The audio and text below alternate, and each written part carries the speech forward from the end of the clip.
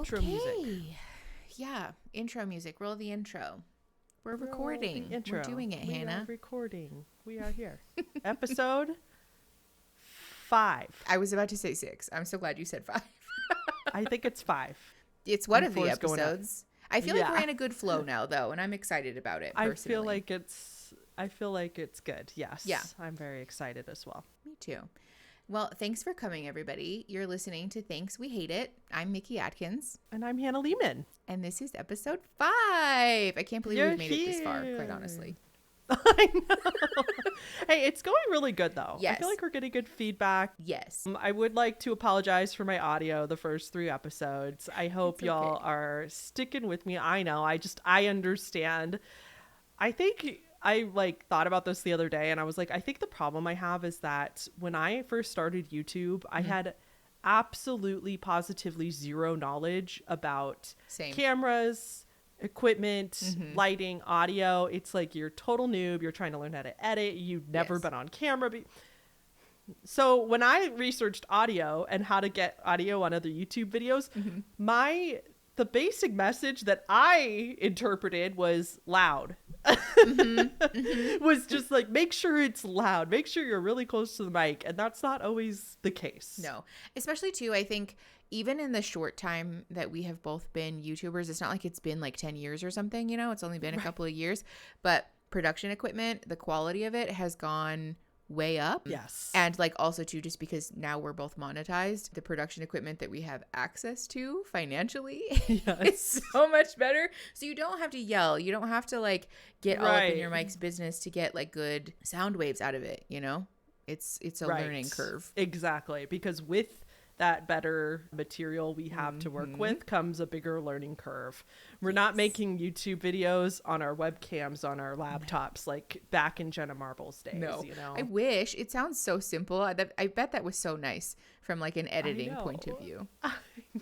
It was already on your computer. Yes. Yeah. And you don't have to fuss with a separate camera, a separate light, all of the cords, a separate microphone, an audio interface, and then the separate software that you have to power all of those things and all of the associated stuff. There's a lot of pieces, It's a lot. So much. It's fine. You feel very cool when you're behind a with it all set up, though. Yeah. You do feel like, oh, well, let me just start my radio show, my famous radio station. Too real.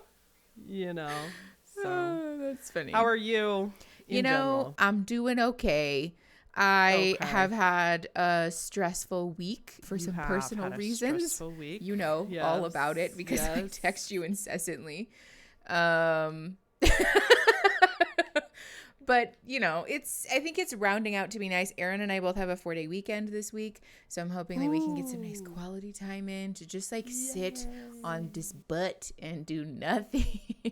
And hopefully that will help. Are you guys watching? Do you guys watch shows, or are you more game together? So kind of both. Right now I'm just fully obsessed with Tears of the Kingdom. So if we do play games, it's mostly just Aaron watching me die in Tears of the Kingdom. But we have been watching Sex Education. I'm actually going to put a video up on my channel about it because I am so fixated on this show. But it's so good, Hannah. If you haven't watched it, you should, because I love it. What platform is it on?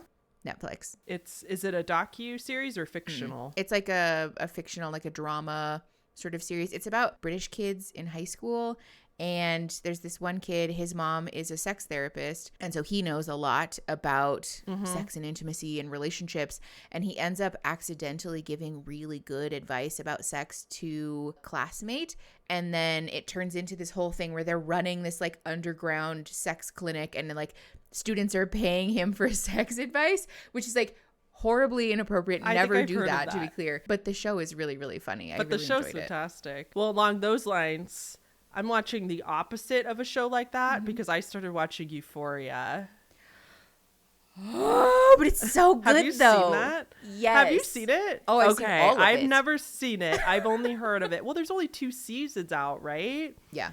I didn't think I wasn't sure I would enjoy a show about high schoolers because I was like, I'm going to be so far removed from this. Yes. Yeah. But honestly, other than the fact, it's fascinating to watch the group of kids in high school that I was not a part of. Yes. And to be fair, it is like probably very unrealistic. I doubt that even Gen Z kids are doing the kind of shit that they're doing in Euphoria. But still, oh my gosh, I know that was very much not my experience in high school either. I'm only like 2.5 episodes in though, so no spoilers, anybody, because I really wanted to watch more, but I knew I would sit there and watch every episode, and I have too much freaking work to get done, so I just cannot right now. But like, I do have this hack for the reason I'm 2.5 episodes in is my hack for, you know, when you're binge watching, it's so easy to go on to the next episode. Yes. My hack to stop, if I really need to stop, is instead of at the end of the next episode, I stop it in the middle of the episode I'm on, because that's smart. Then you're not going to get left on a cliffhanger. You're like in the middle of something boring happening in the show. And that way it makes it, for me at least, it makes it a lot easier to stop it. Like, I'll stop it, go to the bathroom or get a snack or something. And by the time I'm like done with my snack, I'm like, you know what? I could probably put this away for the night, you know? Oh, that's so I cannot. funny.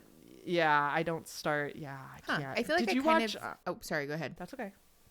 This was a new thought, so go ahead. Oh, You I go was just first. going to say, I kind of do that already with my ADHD, where if I am at a boring part in a show and I get up to go get a snack or do something, sometimes I'll just forget that it's paused in the living room, and I'll come back hours later and be like, oh my God, I didn't finish this episode. So I wonder if I could use that to my advantage. Just like hurry up, get off the couch, get away from the TV, and then you'll forget that it exists. And then like you'll 30 forget. minutes. And then you could go back to it when you have the time and anything. I was just going to ask if you've watched Beef on Netflix yet. What's that? Oh, you haven't heard of it? No. Beef? It stars Steven Yeun and Ali Wong. You know who Steven Yeun is? No, but I've seen the Yeah, you do. previews Did you for watch The Walking Dead? I thought you said you used to watch The Walking Dead. Oh, never mind. I've seen like then maybe you don't know who he is. 15 minutes of one episode of The Walking Dead. Okay, never mind. Accident. That you don't know who Steven Yeun is. Okay. Yeah. You know who Ali Wong is, though? Yeah. Okay. Steven Yeun was a big character in The Walking Dead for Okay. 7 seasons. He was like very beloved. And this show is about, it's a mini series too. There's only 10 episodes, I think. And it's about these two, they're strangers, and they get in a road rage incident with each other. And they suddenly have quote unquote beef with each other. And it's weird because they keep encountering each other, and then this web of crazy, like, that incident is like the catalyst for the rest of the show, and they like get it's really interesting. But it was really well made, and it's cool because it's like an all Asian cast. Ooh, love and that. it's a lot about it feels like it's a lot about the cultural stereotypes on the pressures of Asian people to keep those stereotypes. Interesting. I think, again, I'm as a white bitch, I don't want to say that definitively, but that was my understanding from what I read about it, was that it was like a commentary about like because the whole thing is really an interesting show, and it's like gritty. It got way darker than I thought it was going to get, honestly. It got pretty there's a couple violent scenes if you're not into that, but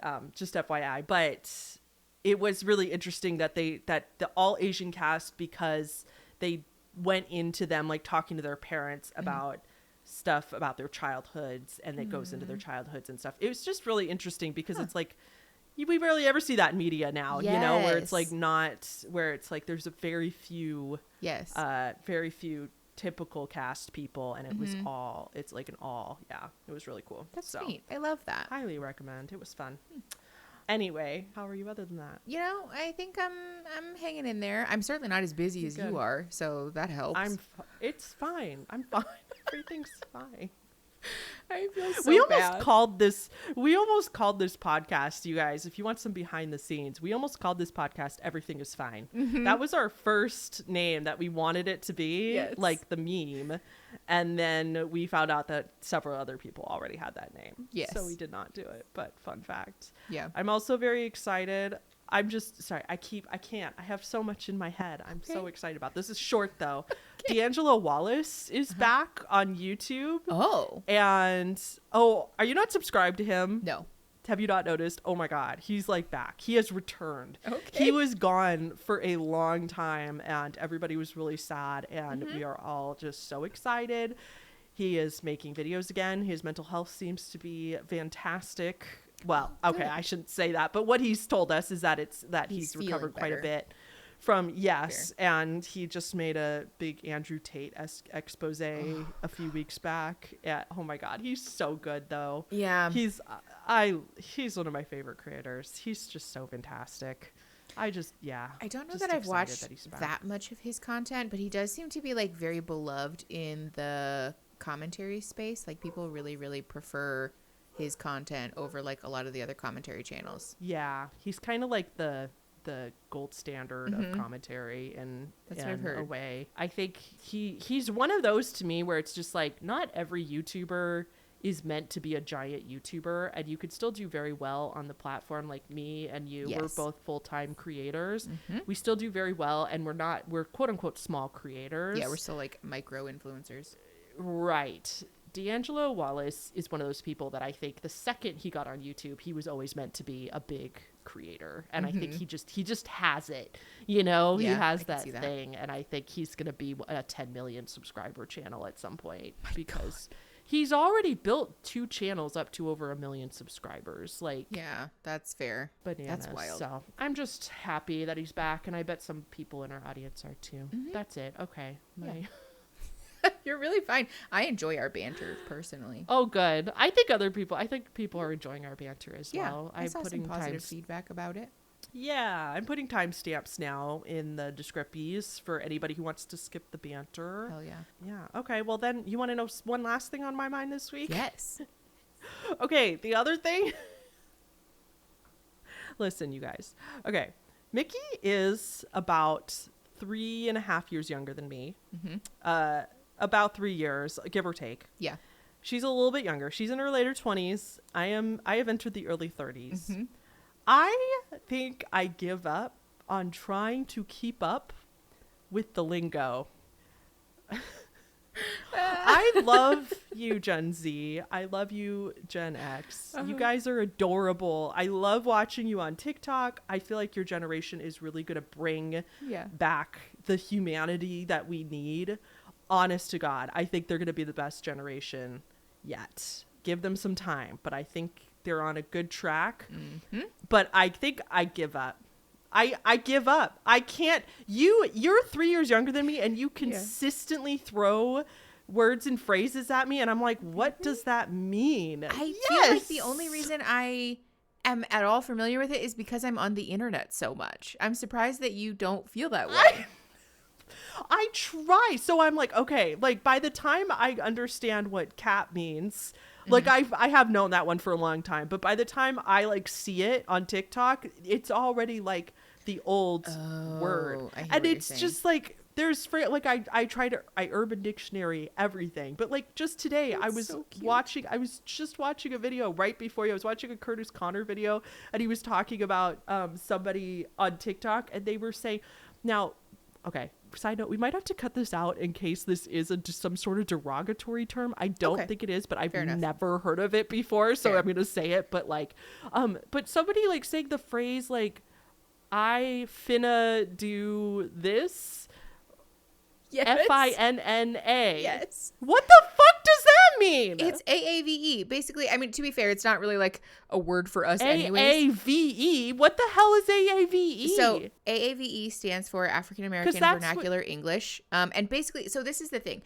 Almost all of the slang that we as like the collective use is verbiage that's been appropriated from mostly Black people, but like people of color generally. Sure. And so like finna is just an abbreviation of fitting to, or like fit into, meaning like I'm going to. And so it just gets shortened. And then like white teenagers get hold of it and then like, you know, use it as part of their and then use it on everyday TikTok. Slang. Yeah, but it's actually a very interesting like linguistic pipeline about how like queer culture and Black culture and like, you know, culture of people of color generally ends up informing mainstream trends, but like especially like conservative white people really don't want to acknowledge that like that's true or like that's real, but that is like where most of it comes from. I didn't know what that particular, are you okay? Yeah, sorry. I looked over at my OBS and it stopped recording for some reason. I just pressed start recording again, but that was super weird. Yeah. Okay, so it's fine. Sorry. Please continue. Okay, that's okay. I was just gonna say, so I didn't know what that specific term meant, but I did know that that we definitely take a lot of the slang and stuff from African American cultures, and then when they use it, then we're racist about it. You know, like then we're English. like, yeah, that's not real English. You shouldn't be talk properly and blah blah blah blah blah. But even though we're the ones appropriating it from them, so we could say it, but then when they say it from the so I knew that part. But the reason I was afraid that it was some sort of offensive term is because he said in the video that it's what was the acronym? AAVE. And so I was like, oh no, is that some sort of weird racist term people are throwing around? So okay, sorry, did you have something else to say? No. About that? I was just gonna say this is actually a good precursor for what we're gonna talk about, because there's a lot of terms in that world too that I don't know about. So what are we talking about today, Mickey? Oh, we're talking about dating, Hannah, because we both have our own stories and histories with dating. About dating. Now, I'm going to let Mickey say it because it's her to start, because it's yours to say. Thank you. But we just had a cool video come out on Mickey's channel with her and her husband. Yeah. Erin and I made an episode of Vaguely Therapeutic, which is our, like, you know, it used to be a podcast. It's not a podcast anymore. It's like, you know, it's just fun, fuck off. It's vaguely therapeutic content. That's the whole point. But we did an episode where we did a little craft and shared with everybody that we are polyamorous, because quite honestly, we just got tired of hiding it and wanted to talk about it. For us, it felt very similar as like coming out in a queer sense, that like it's not that I want it to be a big thing or that it has to mean anything necessarily. It's just that it feels not very fun to not be able to talk about this part of you that like it does affect your life. You know, it is part of your personality or your identity in some way. And so we like officially announced that. And so we thought it would be fun to talk today in light of Mickey's video with Erin. We thought it would be fun to talk about it without Erin here. Yes. I guess. But talk about it amongst us, and I could ask her questions, and we could just like dive into it a little bit more in a more casual, not so like coming outy kind of framework, and then, you know, talk about my own dating woes, because I think we have some cool perspectives as I'm an early 30s gal who is straight. I'm cis, and also I mean, I'm monogamous so far in life, but I've never done anything else. And I've been single for quite some time, trying to get back in the dating scene. Which and is scary. I want a husband and I want kids. And you, on the other hand, have a husband, and you have just a very different perspective from mine, yet we're both still dating. Yeah, it's kind of interesting. Which I think is cool. Yeah. I'm excited about it. So what was the reaction to your video with Erin? Like, what was the overall generally sense? I would you say happy like with it? 99% of people were really supportive. I was surprised actually, because there was a lot of people in the comments of that video speaking about their own experiences with polyamory or like ethical non-monogamy or what have you, which like obviously after, you know, transitioning, I guess, into polyamory or like making that shift, we realize that it's probably more common than most people think. And you're just like not aware of it unless you're like actively engaging in that community. But I was still surprised to see how many other people in my community were polyamorous. And yeah, I think even the people who are monogamous or just like not into that were still super supportive. There was only like a handful, if even that, of comments that were like critical or judgmental, which personally I was very surprised by. Sometimes it feels like because I'm the therapy lady, you can't do anything that isn't explicitly aggressively like pro therapy, like, you know, very like by the book, or people get upset. Yeah. And that just, I can't imagine how frustrating that would be, like having this role that then you always have to play. And it's like, did you guys know that Mickey has a life outside of YouTube? Yes. I am, in fact, a human being who is flawed and sometimes messy, and also, you know, to the surprise of many, not, in fact, a robot. Not a robot, and has, robust relationships, and you just, you know, I think that's a cool thing to share. And when I was looking at the comments on your video as well, I loved how people that had been in polyamorous relationships for some people for like 16 years or whatever, were like so grateful to you for sharing it, because they felt like it was making it more normalized, because I think there's, you know, of course, a stigma in our society around it. Yes. And I think they were so happy that people don't often talk about it in that way or on that platform. And I thought most people were very appreciative. Yeah. It was cool to see people like sharing that experience and like benefiting from just like us talking about it and like being representative of that community. But I also was really encouraged to see some of the feedback from folks that like, oh, you know, like normally when people talk about polyamory, they compare it to monogamy in this like very judgmental or condescending way, or people talk about polyamory or non-monogamy as this like explicitly sexual experience or like construct. And so there was a lot of positive feedback about like, thank you for not doing that. Thank you for not like being that way about it, which I thought was nice. So yeah, the best way it's been described to me, and it wasn't described to me, this is from Shameless, from the show. That's fair. But remember, you know, I can't remember if you've watched Shameless, right? But it's been a long time. I think I know what you're talking about. You know Svetlana, who is like, she's in quite a few seasons. She's kind of a side character, but God, she's spicy. She's the best. And she said that one time, because she was very, like, they don't explicitly call it polyamory in the show. Yeah. But she did have this, like, 3-way relationship with another couple on the show for a long time. And they were they both had young children. So they were, like, helping share those duties and stuff. And somebody was saying, like, to her, like, how come you're okay with being with more than one person? And she was like, you love more than one child. How come you can't love more than one adult? That makes no sense, right? So like, why is loving more than one person only exclusive to children or friends or your parents or other family? Exactly. You know? So I thought that was a really beautiful way of from Shameless of all places. I know.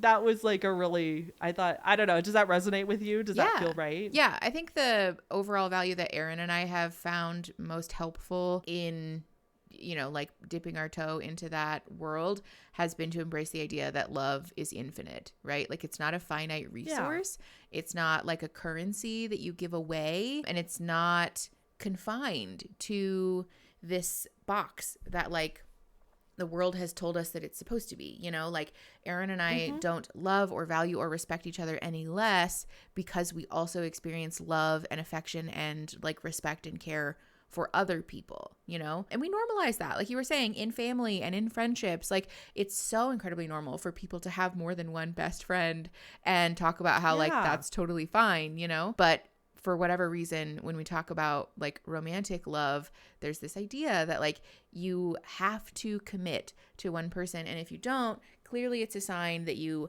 have commitment problems or that you're not capable or like you don't really love them. You have like issues or trauma, and like that's not true. That's just like straight up not how it works. You know? Or you're just like a not necrophilia. Oh my God. Not that. Nympho is what I meant. A nymphomaniac. Like I feel like that's a lot of the stereotype too, which is so like, I mean, obviously it's wrong, but I thought it was really interesting listening to the ways that like it's not just casual dating outside of your relationship. Sometimes you form actual real relationships with other people. Yeah. Do you want to speak more on that? Are you comfortable speaking more on that? Yeah. I think for me, especially too, because I am bi, this was something that I had already like contended with, because there is like that same stereotype about how like, oh, if you're bisexual, it's because you're just greedy or you can't make up your mind, or like you'll fuck anything that moves, clearly. And like, no, that's like literally not at all how that works. And so I think like it was less shocking to me, at least, you know, like making this shift, because I was already sort of embracing the idea that like you can love multiple types of people and like have relationships with multiple types of people. But a lot of what drew Erin and I to polyamory is the like unlearning the relationship escalator thing, like we talked about in the video, and you and I have talked about that also. But the other thing was just generally wanting to find community with people who felt like us. Like it's very isolating to only have friends or community or relationships with people who are like really strictly committed to monogamy and the relationship escalator. And like, not just because of that, but also because I talked about this in the video that we put up too, but it does feel like a house of cards in a way that like once we unlearned this idea that monogamy was like the correct way to have a relationship, there was lots of other beliefs about ourselves and the world that we ended up unlearning on accident almost. That's how we ended up being child-free by choice, is because we were really looking closely at like, what are the life milestones that we're chasing and why are we chasing them? And in talking with each other, we were like, we don't actually fucking want kids. Like, we just want the societal approval of having kids. We want to fulfill this role for our parents of the, you know, like they want to be grandparents and we want to make them happy. We want to feel like real adults. Like there was this idea that I had, especially that like we weren't a real married couple. We weren't like done until we had had babies. And I was like, okay, but that's not real. And also like we are a real married couple and like a real couple, but the people that's who also would not a invalidate good us, enough reason to have kids. Yeah, well, and the people who like, would invalidate us, you know? invalidate us as like not real grown-ups for not having kids are the same people who would invalidate us for being polyamorous. So I was like, if we're not chasing their approval for that anymore, then why am I chasing their approval about this other thing that also is like, you know, it's traumatizing if you get it wrong, right? Like, I don't want to bring kids into the world to soothe my own validation needs and then traumatize the fuck out of them. Like, that's shitty, you know? So I super don't want to do that. But yeah, I think just like the feeling of like wanting to find community with people who like get it and that you don't have to like defend your belief systems to is very, very enticing to me. And what do you guys call each other your primary partner? Or your nesting partner? What did you call it? Yeah. So Aaron and I refer to each other as nesting partners. There's like a whole kerfuffle in the polyamorous and ethical non-monogamous community. There is. Yes. Ooh. About the practice of hierarchical polyamory. It's like very frowned upon. Which is fine, because I think in the goal of like relationship anarchy and unlearning the escalator stuff, it makes sense to unlearn this idea that one of your partners is more important than the other ones. It's kind of like ranking love, which is weird. But there's also a difference, at least in the learning that I've done. I don't want to speak definitively about a very vast and diverse community, but there's a difference between descriptive hierarchy and prescriptive hierarchy. Basically meaning that like, for better or for worse, Aaron and I, first of all, we've known each other since we were kids. We're married, and so we're legally and financially entangled. We own several businesses together. We live together. We own property together. We share pets. And so we like co-parent those pets. And so for better or for worse, our lives are very entangled. And so it's just disingenuous to say, all of my relationships are equal, except that I don't live with that partner and I don't share pets with that other partner and I don't have the same history with this partner. So no, you're not entitled to my time in like an equal way as Aaron is, because first of all, I know that I can trust him implicitly, but second of all, because there's lots of practical and logistical barriers that like we just have to address. And so Aaron and I do try really hard to be very clear with anybody that we start dating or like start talking to, that like we don't practice hierarchical polyamory in the sense that I'm not going to make decisions about our relationship based on the feedback that Aaron gives me, and I'm not going to disclose anything about my partners to Aaron that they would ever not know about or not feel comfortable with, like unless they've given me explicit permission to share something, I'm not going to. But I also am not going to sit here and be like, yeah, like we can plan dates whenever we want and maybe I'll move in. Like I'm very honest and upfront that like, for lack of better term, like there is a ceiling that you will hit because I can't marry you, right? Because I can't become financially and legally entangled with legally, you can't. Yeah, and so if that's something that you're looking for, that's perfectly morally neutral. Yeah. It's just not something that I can provide. And so like, I want people to know that going in, you know? My thoughts as an outsider of this community, listening to the fact that there's like drama or tea about how it's like basically how it's like wrong to call somebody a primary partner because that's how you're, that only seems bizarre to me because the whole point of the community is like doing stuff making your relationship work in a way that you want it, that you guys feel comfortable and like it. Yeah. So I don't understand why is it other polyamorous couples' business what one polyamorous couple calls each other? Like, you know what I mean? Yes. Like, how does it hurt the whole community?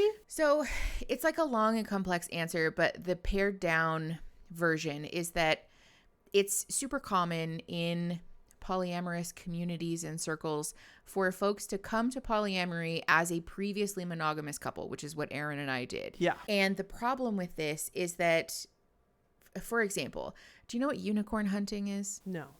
Yes. You told me once. Okay. But explain it for the people anyway. Yes. I probably forgot. So unicorn hunting is like, first of all, kind of a derogatory term. Don't use that, please. okay. But basically, it refers to the phenomenon of a established couple seeking a third partner, either explicitly for sexual purposes or for the purpose of like joining their relationship. We are a couple. Yeah. We are looking for a third person, typically a woman, to have sex with us in this very no strings attached way, and in this way that prioritizes us as the couple, and you are like the outsider. So it's you're the fetish.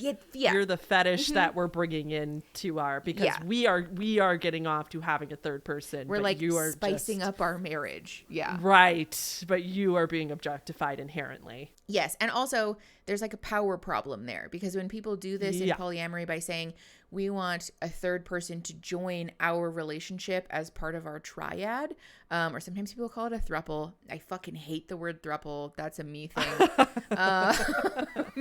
But usually what they're doing is saying, we want you to date us. And the expectation there is that you will like us equally. You will provide us equal attention. You will provide us with equal sexual gratification, physical and emotional gratification.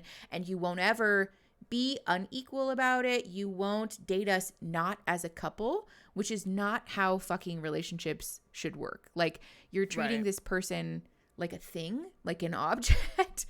Unless so that third person really, I mean, isn't that could also technically be somebody's thing, right? For sure. Objectified and stuff. Like, I just want to make sure I just want to be clear that we're not saying, like, if you want to be that third person, like, that's on you, but it is inherently objectifying if you're not all consenting to it. Yeah. And when you do it that way, it doesn't feel good usually. Like, because I have been a like third, like the sort of like, not like single, but like single person for couples before, and I've never had a good experience with it because people do have this attitude that, like, so for example, if you and I were a couple and we're seeking a third in this like problematic way, basically what would happen is that you and I would say, here's what we're looking for. You're my primary partner, and so we're looking for, I don't know, a live-in partner who's like a single bisexual woman. We want her to be available for like X amount of time, or, you know, involved in this particular way. And then we communicate, these are the expectations for you. We're not asking you what you want or need. We're not valuing that you are an autonomous person who like probably desires and needs certain things in a relationship that you're absolutely entitled to ask for, look for, whatever. And so we're making definitive and prescriptive decisions about a 3-person relationship for the third person, which is just this sounds like something that I've seen in a lot of TV shows, and the way TV shows often portray polyamory. That's the problem. And so that's why a lot of people really don't like the term primary partner, because it can be kind of like a red flag. It's not so much that like the language is problematic, but it's more like a blinking red light of like, you're one of those. And so I'm staying far the fuck away from you. Yeah. Gotcha. Okay. That makes sense. Yeah. So, Mickey, I was looking through your comments on that video, and I did like take note of a couple things, like just general questions people had. So like a common question from a subscriber, and probably people in general, if one person asks the question, a lot of people probably do, is like, how do you have time for polyamory when you already have you're both like YouTube, Aaron has a full-time separate job, you're married, you have animals, and you're a therapist. And with that, is it like awkward if one of you is dating somebody and the other person is not? Yeah, I feel like I saw this question actually too. That's because it's from your comments. Yeah. You probably did. So, first of all, the answer to the time question is that we, at least for me, I won't speak for Erin, but for me, I have found my ideal or like most successful relationships and like partnerships in the past to be other folks who are also married or like folks who have these like very full and rich lives on their own. It's not that I have anything against single people or like solo poly people, but I found that there's like this kind of shared understanding when I'm dating somebody else who's also married and has, you know, like sometimes people with kids too also get this, but it's this like sort of mutual understanding, like I'm busy, you're busy, we do very much care about each other, and so we'll communicate, we'll text, we'll like Snapchat, whatever, but the expectation that we're going to be going on physical dates or like seeing each other in person like once a week, twice a week for the foreseeable future might not be realistic. And so we'll just be very intentional about like scheduling stuff further out or like just like being okay with that. And like to me, that feels nice, especially because it's like I said, it's the shared thing of like, we both want that, you know, like we both feel slightly overwhelmed. I don't honestly by the think, idea of like constant I don't think, contact. Yeah. I don't even think that's unique to polyamory probably. Like being a very busy person, I don't want to date somebody who works 5 hours a day and then has nothing else going in their life. Yeah. So like, I feel like that's just a matching in energy kind of thing, you know? Yeah. The like, is it awkward if one of you is dating thing? Like, yes and no. I think it can be sometimes, especially if one of us is not dating, but not because like we're not trying, or like if one of us is just going through it with like relationships like fizzling. Like that's my least favorite fucking thing is when like things are going well, but it's just like, it's like fine. You're not ghosted, but you're not. Yeah, it's like this weird mutual ghosting thing that happens sometimes. Right. It's like so sad. Right. If that has happened like multiple times in a row to either of us, but the other person is like going on all these first dates and having all this fun, like there is kind of our therapist actually helped us make this distinction between jealousy and envy. That like sometimes there is a feeling of envy of like I want to have fun too. Like I like going on first dates and doing, you know, fun, exciting stuff, but also it's not like I want what you have or like I'm like mad at you for giving it to someone else. Right. Right. And typically, it's not like jealousy. Yeah. Yeah. Typically when we communicate about it too, it's like a pretty fairly understood thing. Like we can be supportive of each other and be like, I know, like, I'm sorry this has been happening for you, you know, and like, it's fine. It usually is like not that big of a deal, at least in our experience. And it's more so, like I said, the thing of like, I want to do fun stuff. Like, you know, tell me about your dates so that I can like live vicariously through you or something. But yeah. That's actually a great segue because that I was going to ask. Okay, now I'm getting to a couple questions where let me know if you don't want this on the podcast because we've talked about it, but like I'm not sure if it's like going into it. But like with that, do you guys... Sorry, I'm like trying to think of how to phrase this like on a recording. With that like non-hierarchical thing... Do you guys get full on, you're open to having full on boyfriends, girlfriends, or otherwise in your relationships? And with that, like how much do you share with each other? Like what do you have all these rules set up? Or like do you come home and you like talk to each other about these people? I remember what I was going to ask. This also goes with that too. The other interesting thing that I thought of is you saying that you wouldn't tell Erin something about another person you were dating unless you had explicit permission from them. And I think for a lot of people, especially heteronorm relationships, that is a very foreign concept because I think most people assume that if you're married to somebody, you share literally like even if you say this is a secret, don't tell anybody, like it's an unspoken rule that it doesn't apply to the spouse. So I would love for you to kind of elaborate on anything you're comfortable with that like on those rounds, like what you do to communicate with Erin, how much you guys share and like all that kind of complicated stuff. I like obviously I do share stuff with Erin that's like pertinent information, like their names, what their gender or like expression is, and also too like I do share like relevant details before a first date because I'm just anxious as fuck and I'm convinced that I'm gonna get kidnapped someday. Oh, well, that's just, yeah, not unique to So obviously I share that stuff with him, but like, especially because we are open to having like full blown relationships, like that has happened, where we've had like a like labeled partner. Personally, I'm not a labels girly, but Aaron very much is. So, so that has happened. And like, especially once we get to that territory, like I try to just like have a conversation about like, hey, like obviously my partner knows that you exist. My partner knows like when I go on dates with you, and like I share relevant details about like we went on a date to this place, or like, yes, I had a great time, or like I've come home before and told Aaron like, oh my gosh, he has like the cutest laugh, like stuff like that. That's just like noteworthy to me. But anything that's like about them, like anything that like they wouldn't share with like a stranger, or like that they wouldn't disclose in like the early talking phase of a dating app or whatever, I'll be like, hey, like what's your comfort level here? Because like I'm usually pretty upfront about like, I don't give a shit. Like if I tell you something, you can tell your partner. That's none of my business. Like I don't really give a fuck. I'm that same way. Yeah. And I do try to like craft my boundaries in a way that like prevent anything that I wouldn't want some random person to know, for someone to not know that. Like I am militant about my house and my address. Like nobody fucking knows where I live, because I just don't, that's like a thing for me. But I will just ask like, hey, like, things are escalating, or like, things are feeling more serious or whatever. And so like, if there is something you don't want me to tell my partner or whatever, or like, is it okay if I talk to my partner about this? And people are normally pretty receptive. I just try to like put it out in the open and be like, I don't know, because also everybody's different. You know what I mean? Like everybody wants different stuff. You just check with them, basically. I just think that's so interesting that like, I mean, not that it's a bad thing. Like that's just boundaries and like basic common courtesy.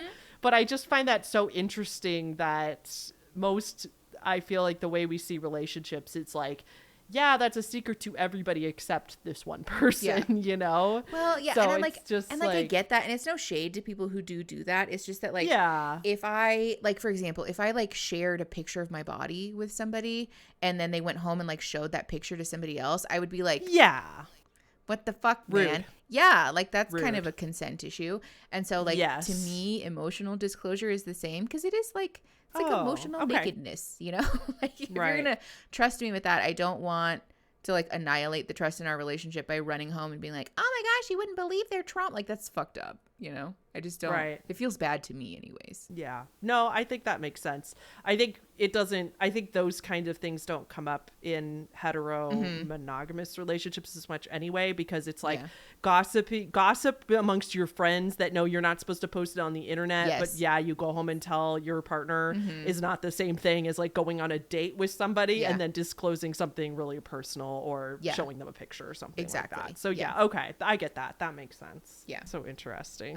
I have a question for you, actually, and we can cut this out if you don't want to talk about it. Oh, sure. But we have had a conversation, just the two of us, where you talked about like not like a curiosity necessarily, but like a slightly more openness to polyamory, because I've talked to you about it, and I'm so curious to know what your thoughts are about it. Like, what are your feelings about it? All that kind of stuff. It's hard to know when I haven't been in a relationship in so long. Fair. Like, I will say that openly, because I'm really like embarrassed about my lack of like dating experience and stuff, but I have a feeling there's other people out there that are like me, and I feel like nobody, like, when you're on the internet, the general feeling is that everybody's fucking except you. Yes. Like that's the feeling, is that like everybody's getting some, everybody's dating, everybody's doing this and that, when that's not always the case. And I just want people to know that I have not been on a date since before the panini. Part of that was my Crohn's diagnosis, but I've still just been procrastinating like crazy. And so it's hard to like give you a definitive answer when I'm not dating somebody, because I feel like I wouldn't know until I was like dating somebody. That's valid. But I will definitely admit that the way that polyamory is in reality is different than what it was in my head. And that is definitely a product of the television I consume and the media and stuff like that. So learning it from somebody who I'm so close with and who I've talked to so frequently And, you know, and I've told you very personal stuff about my life and everything, and just being able to like understand. And I've also seen you and Aaron together and seeing like the kinds of like what it kind of looks like and everything. Sorry, I shouldn't say it. Like I've never seen them like be polyamorous with other people. No, you've never watched us have sex I with just other mean people I've or seen anything, their. if that's what's being alluded to. What? I said, What'd you no, say? you've never watched us like have sex with other people, if that's No. what's being alluded to. No. I mean like not. No, I didn't even mean that. I mean like it made it sound like I've seen you guys on dates with other people or something, which I have. Yeah, which I have not. I've just seen her and Aaron together and everything. Yeah. And it is. I guess I've thought about how depending on the so the thing with me though is that if my soulmate, for lack of a better word, the person I wanted to be partners with was very committed to monogamy, I would be fine with that because I have never had any desire to cheat on any past partners. I've never cheated on any past partners, and I've never had any desire to. And the thing is that I'm just not interested in actively dating around. I've always been that way, and I think we've kind of talked about this where it's like I don't define myself as any what way, but if I had to, I think I would say I've got a little bit of demisexual in there, which means for those of you that don't know, that's like people, they don't experience sexual attraction until you have a very strong emotional connection with people. And I guess I don't want to define myself as that because it's not that I don't experience sexual attraction. It's that I wouldn't actually be intimate with somebody unless unless I had very strong feelings. Like that's just not my jam. However, that being said, so I'd kind of be like, I'd definitely be totally fine with that if the other person was very, you know, that was something very important to them. Yeah. But if it wasn't, I also think it sounds really fun and freeing, to be honest. Because like you said, with the whole, like, I am very committed to the relationship escalator concept. I personally, for my life and for my desires in life, that's what I want is to date somebody. I want a cute proposal, and I want a big fat fucking wedding where I am the princess and everybody pays attention to me all day. Yes. I want a big wedding like that I spend way too much money on. Word. And then I want 2 little cute kids, maybe 3, you know, like that's what I want. And I've always, and I've told you this, like I've always been blessed with the strong maternal instinct. I'm often called the mom of the group when I'm with friends. And I've just always had a very strong drive to want children. And I have evaluated, like, is it a society thing that like, is it the same thing where, you know, like, do I just feel like no, I've always, I am just like my reason for living has always been called to children. And I mean, I was taking care of my dolls like they were my babies when I was a kid, you know, and I've always wanted kids. And then like I worked in daycare and I worked with infants in a daycare. Like, let me tell you, I've taken care of 4 babies for like 10 hours all by myself. And it didn't sway me. I've picked up so much baby vomit, and I still want kids. I've had so many blowouts, all that stuff, and it doesn't sway me. I want kids so bad. So sorry to derail a little bit, but like but the concept of just not being so, I think, I don't want to say uptight because I don't want to make it feel like people that are monogamous are uptight, because I don't think they are. Like strict, maybe. It's just, but strict. I think it's just kind of the concept of just like, if you are, you know, if you want to flirt with somebody at the bar because it's really fun, like, who am I to take that away from you? I wouldn't ever want to not be able to flirt with somebody in a fun manner and have my partner not trust that I wouldn't break their trust. Yes. And for what it's worth, that was the pipeline for Aaron and I, because we've never really been like strictly monogamous necessarily, and we were like very confused by like, you know, like if we would flirt with somebody, or like if somebody bought me a drink at a bar, like, I'm going to flirt with you so that you buy me more drinks, and Aaron would be like yay, you know, like, and so seeing other people have that like very strict, like, oh my gosh, how can you trust them after that thing, was like what do you mean? Yeah. Like what? And that was kind of the pipeline for us.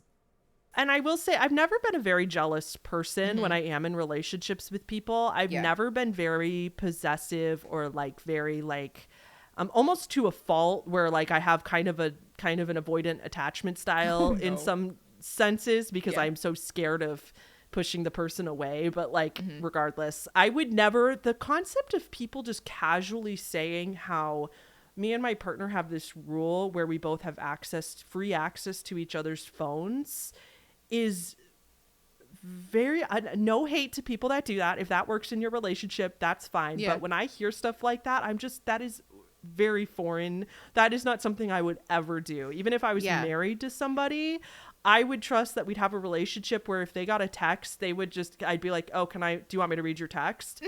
And they'd be like, yeah, because they'd be like, yeah, sure. Like it wouldn't even, you wouldn't have to have that rule. Yes. Because that's what I was would gonna never, say. the problem would never exist. Yeah, because Aaron and I are like up in each other's phones all the time, but not like because there's this like, let me look through your stuff. You're not reading each other's attitude. It's just that like, oh, you know, like your friend texted you, do you want me to read it to you? Or like, oh, can you grab my phone? Like, can you just look, like, what time did they say I'm supposed to meet them? Or like, you know, when did Hannah say that we're doing this thing? Like, can you just check it for me? You know? Or like can you go read the comments on that video for me? Because I'm scared to read them. Yeah, exactly. Like, did so-and-so call me or whatever, you know? Yeah. So like having to set up that like I am allowed to look at your phone whether you're there or not, no matter what, like that kind of rule to me seems just a little bit odd because it's just like it feels like if you have to make that rule to begin with, maybe there's something trust-wise missing. At least if I was in that position, I would feel like that, they didn't trust me if they felt like they had to tell me that I need access to your phone.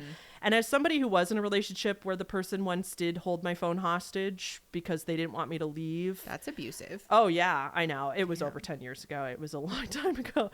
But like, as like that person who has been in that situation and how wrong that felt, it's just like, so it's that kind of stuff where it's like, I used to think like cheating was absolutely irreprehensible but what if it just wasn't cheating? Like, what if what if you set up the parameters where if you really connected with somebody, if you made out with somebody at a bar one night when you were a little tipsy, it just like, tell me about it because I would want to know, but like, I'm not going to break up with you over it. Like, let's maybe talk about that and set the boundaries up so that we could both do that in a way that's safe for both of us, where we're both being feeling open respected and safe about it. And also like where like, maybe it's not sex at all. Maybe it's just making out and flirting.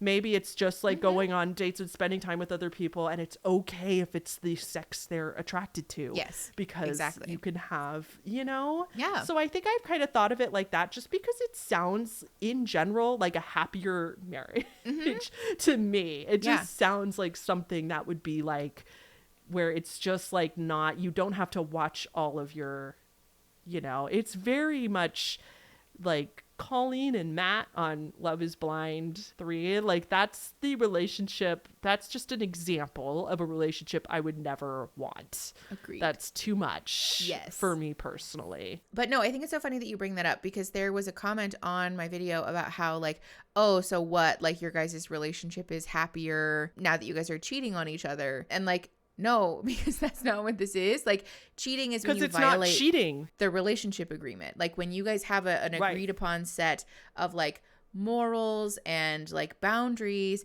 if somebody violates that, then that's cheating, you know? But for Aaron and I, we've set up our relationship parameters in a way where being attracted to somebody else, acting on that attraction, and like, especially like the thing that you described about like just making out with somebody at a bar or like meeting somebody at a party or whatever, like that's happened to us. And it's something that like, I don't want my partner to not be able to experience something that like, first of all, feels authentic to him because like we both have just agreed that polyamory is like more of our relationship orientation than it is like an active choice. It's just a thing that we feel drawn to and like can't turn off. Yeah. And so I wouldn't want my partner to feel suppressed or like for me to feel suppressed or like pinned down in this way of like, you're not allowed to because I said so, you know? Yeah. And so like that is what works for us. And if that's what works for other people, you know, or like the opposite of that works for other people, like that's none of my business. But like, as long as everybody's honoring the parameters and the agreed upon like limits on the relationship,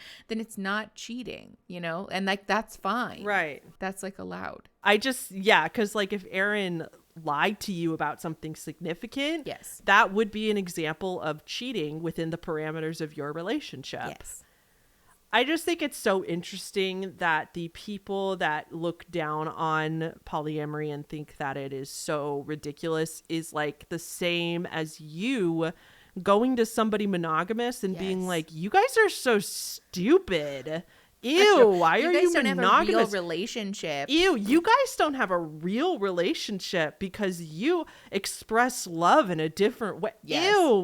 Like literally be polyamorous. What? Like literally what? Yeah.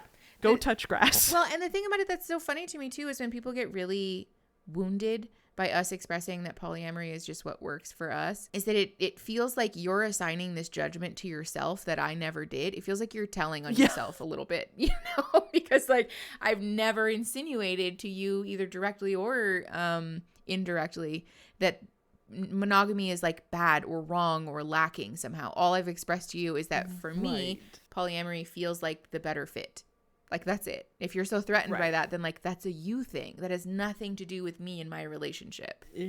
Correct. Yes. Yeah.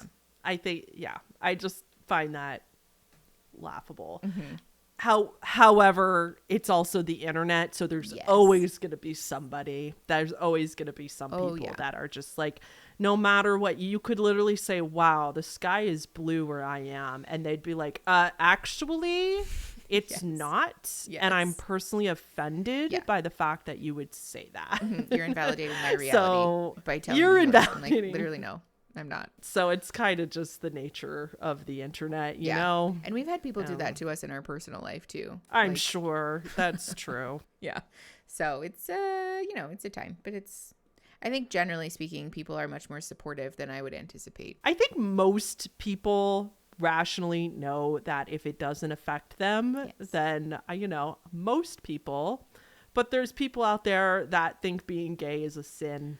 And so those people exist, and they obviously care very much about things that don't affect their lives whatsoever. Whole bunch. And, all we can do is try to, advocate the best we can. And vote for people who believe the opposite of that. Don't forget to go vote, everybody. Important. Guys, go vote. Yes. In conclusion, go vote. No, I'm just kidding.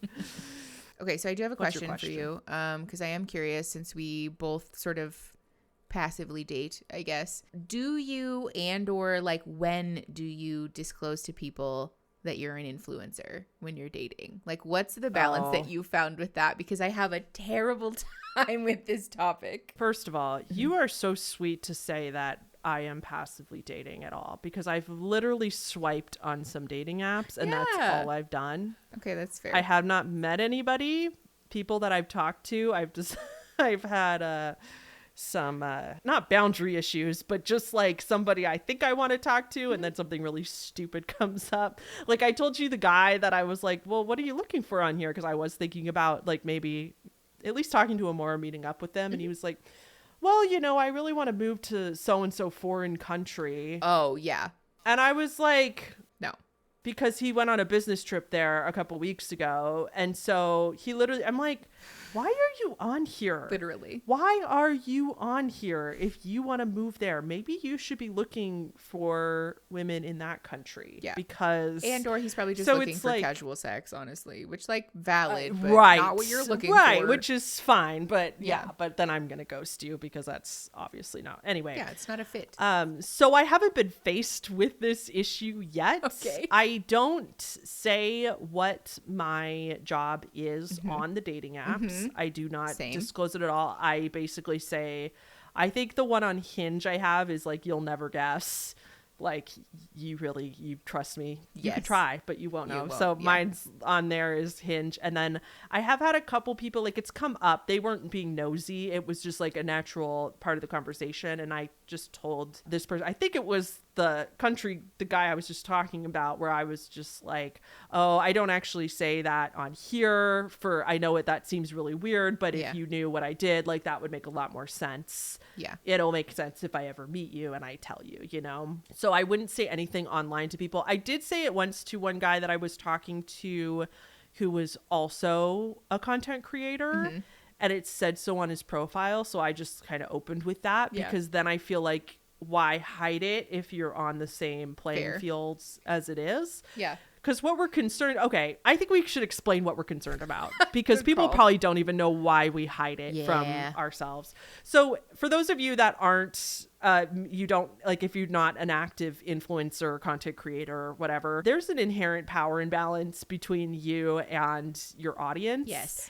And in real life, yes. And so if we were to say on dating apps that we're YouTubers, here's my channel, or I make a shit ton of money, or I make this amount doing this and that, people, we worry about people pursuing us for the wrong reasons, because they are under the impression that we make a lot of money, or that or they want clout or something. And we are afraid of being manipulated or led on because of that. And then also, I think the power imbalance is we would also not want somebody to agree to go on a date with us because of what we do, because they're like, you know, which kind of goes along with the money and influence thing. But so are there any other reasons for you? That sums it up, right? I think also too, the thing that makes me nervous about it is people wanting to consume my content. Like the idea of somebody that I like just went on a first date with, and then going home and Googling my channel and watching a bunch of my videos makes me want to fucking rip my skin off. Like, I just fucking hate that. I don't like, especially just in the early getting to know you stages. I want you to know who I am because of the interactions that we're having, right? Because of the things that I tell you, because of the way that I am with you when we're on dates or when we're talking. I don't want you to go home and like Google my YouTube and then watch a bunch of videos and be like, oh, well, I already knew about blah, blah, because now it feels like a parasocial relationship now. And so I'm like, that is so true. I had never even thought, that didn't even occur to me that they might go look at all my content. Yes. I think it's easier for you because your last name isn't attached to it, but I'm stupid. I know. And I put my whole last fucking name on my channel. So people wouldn't know me. Unless somebody's already watching me before and then they happened to find me on the dating app. Yeah. Like, that's true. Okay, so here's what I think this is my most likely what my approach will be, is that I would not say anything until we were actually meeting and I felt like we were vibing and it came up, because they're going to ask, what do you do? Yeah. I really don't want to lie. I know I could say something like I'm a video editor or something, because then that's not a lie, but it's also like if they ask any other questions, it's not true. Yeah. Right. It's a part of my job. So I would probably tell them what I do in person if it comes up on the first date. And then if they asked me if they wanted to know the channel, because that's the natural next question that everybody asks, is like, oh, what's your name so I can look you up? I would probably decline to give them the name of my channel. Yeah. I would probably say, I will definitely share that with you if this is gonna like go somewhere or whatever, you know, if we're like gonna continue to see each other and we like, I feel like we vibe really well, like, and I want a little bit of trust built up. And then just because everything is public, then go watch as many of my videos as you want, because it's public. I think it's also different for me though, because I'm not, in my videos are about stories that are separate from me, and your videos are very much about your personal training and mental health and your opinions about those things due to your training, whereas I am just researching shit and blabbing and telling a story. Yeah. So they can watch as much of me as they want. They're going to get some of my opinions and everything. But honestly, I worry more about telling a potential date about my Crohn's disease than I do about YouTube, honestly, because that probably scares me more than anything, just because it's like, I don't think people understand what that, I mean, I have inherent health issues that I'm going to deal with the rest of my life. And like, yeah, you might have to take me to the hospital sometimes. Are you okay with that? Yeah. Yeah, that's a tough conversation to have on a first date, I think. It's also like a vulnerable disclosure, you know? Yes. I don't know if I would tell them. No, but I wouldn't wait too long to tell them either. Valid. Again, if it was somebody who I knew had Crohn's while we were talking, I would probably say it because they also had it. Yeah. But I probably wouldn't wait more than the second or third date if I liked them, because I, again, wouldn't want to like get feelings for them and have that be an issue for them. Yeah. You know? I think that's respectful. And it's hard because it's an invisible illness. Nobody can tell that I have it by looking at me. So, yeah. Yeah, that complicates things. Yeah. So I guess, sorry, that answers your question, but it doesn't help you at all. No. Because... Which is okay. That does not help you at all because your last name is on it and we just have such different content that I think for me it's a little easier to go about that. Yeah. About that than it is for you. I think the balance that I've found is in disclosing, like when people ask like, oh, what do you do? Because I don't put my job on dating apps either. I learned that lesson the hard way, that if you advertise that you're a therapist, that people, at least I don't think I do. I hope I don't. I don't know. I thought I removed it, but I might not have. When you advertise that you're a therapist, the DMs about like, oh, haha, free therapy. And like people really do this to you about like, oh, I've been looking for a therapist. Ha ha ha. I didn't expect to find one on a dating app. Like immediately no. Immediately fucking no. It's not a funny joke. And also it's a red flag. That's not funny at all. Because I have had people for real try to use me for free therapy. And then when I decline or like set boundaries around that they get angry and then they get mean about it. And you're like, you do need therapy. Yes, but a professional I can't help you with it, but me. Yes. But yeah, so I've learned my lesson about disclosing that I'm a therapist, at least until I meet someone in person. And then when they ask the question, the in between that I found is being like, oh yeah, so I'm a therapist and you know I like help people with like mental health, whatever, and I also make like content about like advocacy and education and stuff, and then I just like keep moving. Just keep it moving. Or just, what do you do? Blow right by it. And then usually the way that someone reacts to that question has become kind of an interesting litmus test too, because if somebody latches onto the words content creation, it's like, oh, what kind of content do you make? What does that look like? Can I look at your channel? Then I'm like, no, we're done. Like, that's fine. I'm just going to kindly text you after this date and be like, thanks so much. Not a fit. But if someone is just like chill about it, then I'm like, okay, yeah, this might be okay. That's right. And I get really mixed. I get that same reaction from people that like, again, I don't volunteer the information. It's literally always, it comes up naturally, or somebody asks me what I do and I backed it to a quarter. I can't lie about it. Right. And I get that very mixed reaction, just like that. It's either like people think that's really cool and then I'm embarrassed because I'm like, they act like you're a celebrity. Yes. Or the opposite, where people are totally like, oh, cool. And then they usually want to know how much money you make. Oh my God. I know. That question is super fucking annoying. And I'm like, well, how much money do you make?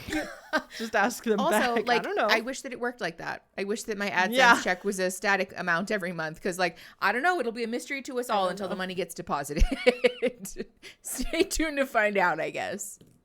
Yeah. Completely. So... All right, I think we should probably wrap it up. We've been chit-chatting for a hot minute. This was fun, though. I know. Can I tell people if they have other questions for, hey, okay, this is everybody's assignment for the comments. Okay. If they have, I'm giving people homework. If anybody has advice for me on how to get over the hurdle of anxiety I have about going on a date after not dating for so long, I'm very terrified of that. If anybody has... I don't really have social anxiety, but I have massive typical anxiety, like non-social anxiety. And so, general anxiety. I'm so scared to go on a date for the first time. So please, if anybody has any advice in the comments.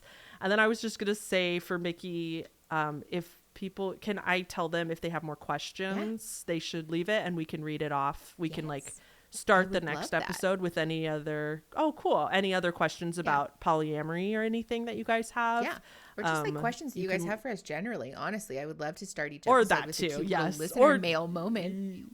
Yes. Oh, that would be fun. Yeah, I'm into that. Or anything about our dating in general, or whatever you guys want to do. Love that. Let Okay, us cool. know. Leave us comments. And also, if you're new here, hi, thanks for coming. Don't forget to subscribe to our channel, and subscribe on whatever platform you're listening to.